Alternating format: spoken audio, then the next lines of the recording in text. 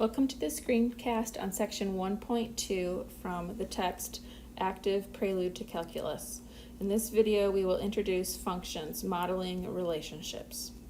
A function is a process that converts a collection of inputs to a corresponding collection of outputs in a reliable way. For example, if a ball is tossed in the air from an initial height of 4 feet with an initial velocity of 8 feet per second, its height h in feet at time t in seconds is given by the function h equals f of t equals negative 16t squared plus 8t plus 4. This function's process converts the collection of times that the ball is in flight to the corresponding collection of heights. Given any specific time, the function tells us the one and only one height of the ball at that time.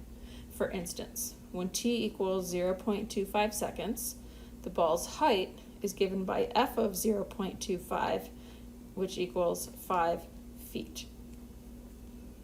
Functions are a valuable mathematical tool because they help us explain patterns that we observe as they model phenomena in the world around us. Functions are also mathematical objects themselves that are interesting and worthy of study in their own right. One of our main goals is to understand how to use functions to explain relationships among changing quantities through meaningful insights. A central question that we will regularly investigate is, for a particular function or relationship, how do changes in the input variable affect changes in the output variable? In this section, you'll learn how to decide whether a relationship is represented by a function or not, as well as how to think of a function as a process.